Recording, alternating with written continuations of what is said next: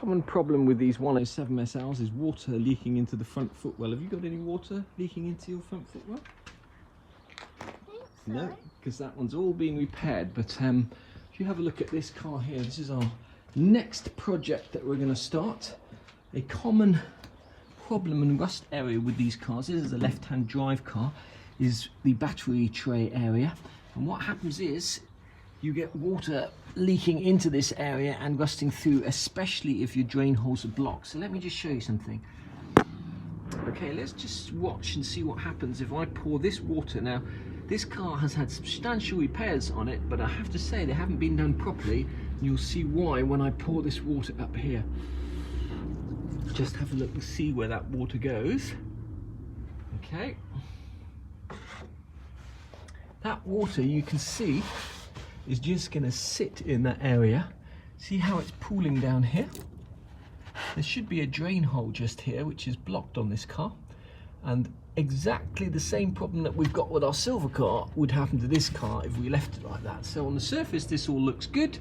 In practice this is going to rust away. Now the reason you get water in your front footwell is because over time, when you get sand and grit here, water tends to pool here and this section will start to rust out, and it'll start to leak between the rubber seal and the firewall here.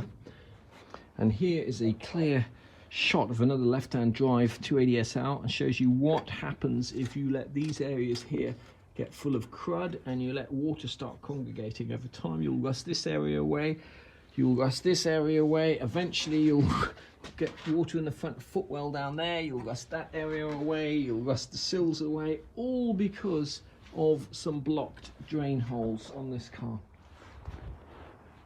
So let's set about showing you how we made up this panel here to fix this section of the car. We're just about ready to fit the next piece of the jigsaw puzzle. We etch primed this overnight, we'll give that a couple of coats, and we're almost ready to weld this in there like so. But just before we do so, we are going to use the Eastwood internal frame coat just to spray the inside of this frame to stop it rusting in future. We can't get rid of all of the rust, unfortunately. And what we're going to do is, this stuff here comes with a special nozzle like so. What you do is you insert the nozzle in, attach the other end to the spray can, and then you gently pull it out, and this basically has a fan pattern on there, and it will spray the top and bottom and the sides of that internal frame rail.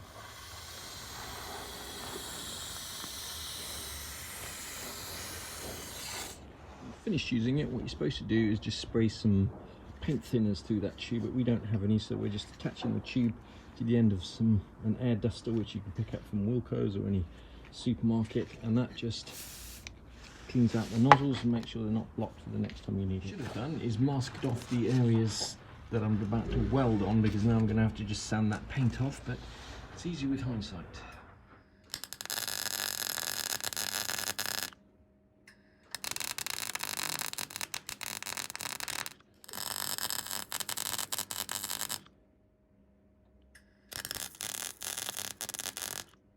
So that's looking good. The plan is to clamp a piece of copper underneath there and then just fill that up, just so that we avoid burning through and make it nice and easy for us to fill up and minimise the amount of grinding that we need to do.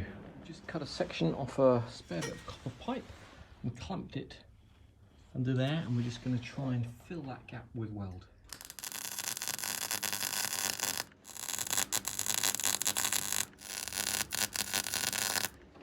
Okay, we've finished, well, not quite finished welding that. What we're going to do now is shine a light through there. You should be able to see all the holes and the bits that you've missed, which we're just going to mark here.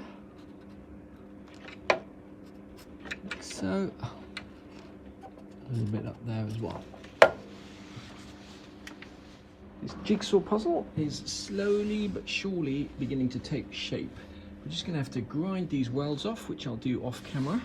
This strut we've already made up previously fits nicely in there. And that's going to give us a nice round solid surface on which to weld the front footwell. The next piece of this jigsaw I think is going to be the most difficult. What I should really do is take out all of these wires and make up one piece that fits exactly in there and sorts out this problem here.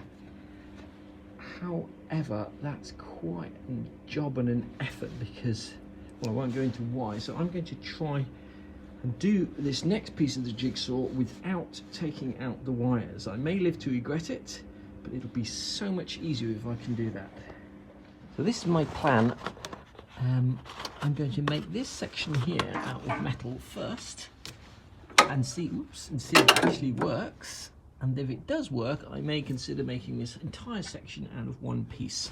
So, well, there's a straw.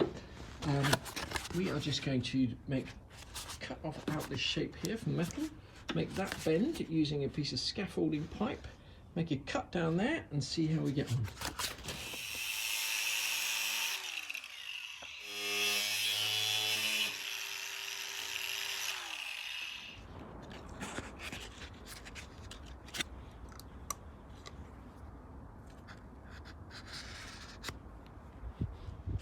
Now this cardboard here, or the actual shape of that front bulkhead curves around, and this scaffolding pipe here is about the right kind of curve. So I'm going to cut off a length of scaffolding pipe so I can clamp this piece of metal on the insides of the pipe and then bend it round. So the idea is we've clamped the scaffolding pipe to our trusty bit of I-beam. 2 mole grips here to clamp the metal to the scaffolding pipe. We're just going to gently tap that with our high quality planishing hammer. Obviously the professionals out there would have a proper hammer to do this, but we can only work with what we've got. Now, this is very thin gauge steel. I think it's 22 gauge steel that we're doing this practice piece on, and you can see that the mole grips, when I clamp it on, they're actually marking the steel, so we'll probably actually do the final piece in thicker steel, I should imagine. Next up, we just need to make one little cut. Don't want to go too far, just along that line there.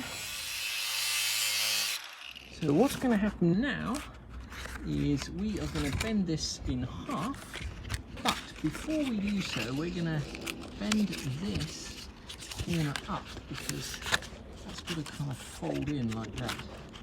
So we're just going to do that with mole grips, bend that up. This corner here. Bend that corner up. I think we can probably just bend this by hand actually. Not used to dealing with such thin steel. Normally we're dealing with 18 gauge, which would be very difficult to do that by hand. Okay, so we're slowly but surely getting there. We just have to bend that round a little bit and then test it on the car. So that's fitting in there pretty nicely. It's not perfect, but it is an awful lot better than the rusty, untreated bit mishmash that came out of there. So in theory, all I need to do now is flatten all of that metal and cardboard out, draw around it on a sheet of metal and fit it in. How hard can that possibly be? So using our trusty magnets to hold everything down, just going to use the tip of these old scissors to scribe close to that as we possibly can.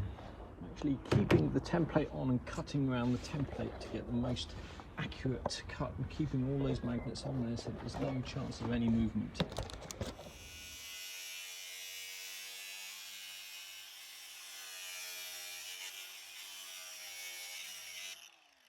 Magnets did a great job at holding that template on. We can just take them off, take the template off and just finish these last couple of corner cuts so we don't end up cutting into the piece. Just going to tidy up the edges, take off all the rough bits. I'm using our new best friend, the finger file. Found that she does a better job than a flat wheel, and it's much easier and lighter to maneuver, less chance of grinding your hand off. Pretty good. We haven't cut this section out yet because we're going to use a hole saw to get a perfect circle in there, but we've just got to be exact and line it up with what's already there, and then tidy these things up, make the bends and see if the whole thing fits. Bend this the same technique as before, should just be a matter of tapping this down gently with our very delicate hammer.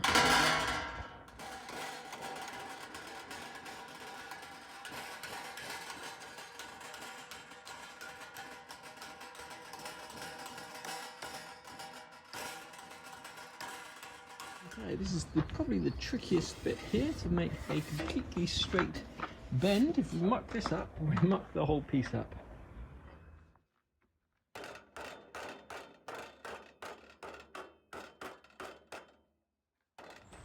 So tomorrow we just need to cut out the hole here, and then we can test fit that. It's looking pretty good, and then decide whether to keep it in 22 gauge steel or make it in 18 or 20 gauge steel. I haven't decided that yet. Well, that took a bit of effort to do that. We're going to go around and just clean up the edge now, but I think I'm just going to go and buy myself a metal cutting hole saw so I can get a perfect hole in there without any jagged edges. Well, I'm mighty pleased that I made a metal template out of thinner metal first, because we had to make quite a few adjustments to get this to fit. This up here we've had to move down, and we'll have to recut that hole. We had to trim here. This is going to be way too short. We're going to need to change that slightly, but pretty much we're there. When we flatten that out and then scribe around on a thicker piece of steel, I think we'll be pretty much there, ready to put that last piece of the jigsaw puzzle in.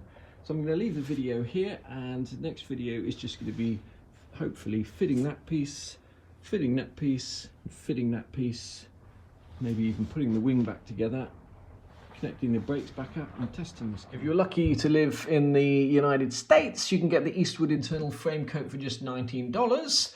If you're like me and you live in sunny England, you'll pay at least twice that, £37.